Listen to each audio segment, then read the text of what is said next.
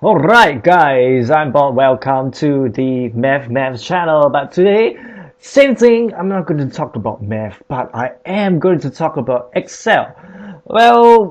Today's video is a very simple video. So it is very common problems that people face when doing Excel, especially they are dealing with lots and lots of columns and lots of rows. And when you try to scroll down, and you realize that when you scroll down and then you realize that, hey, what does this percentage means and what does this percentage means? Why? Because there is no the headers to indicate, okay, what does this percentage means, and so on and so forth.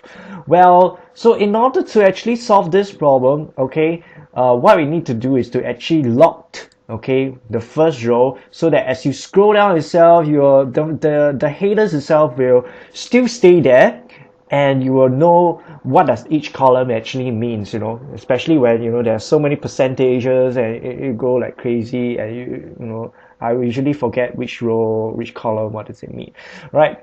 So in order to lock the first row, what you have to do is to actually go to let me just take a look, go to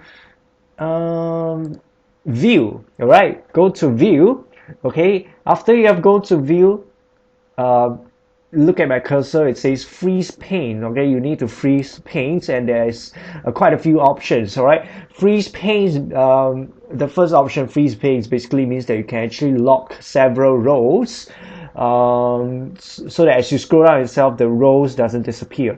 All right, so what we need to do for this case, okay, as you can see, this Excel sheet is basically about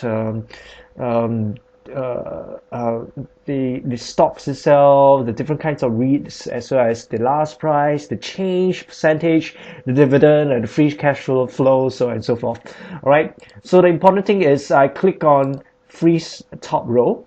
All right, so after I freeze top row, as I scroll down, as you can see, when I scroll down itself, the first row itself still stays there as I scroll down. So you will know which column, okay, does which column it represents. All right, so you know that B column represents last price, and the E column represents divisions and SGD. All right, so this is a very important tool, especially if there are a lot of rows and a lot of columns, and your values are all percentages or even decimals, and you need to differentiate which column is what and what column is represents what. So it is a very small little trick for you guys. So if you guys really liked this channel, you can subscribe to this channel. And I'm Bob signing off from here. Thank you guys for watching.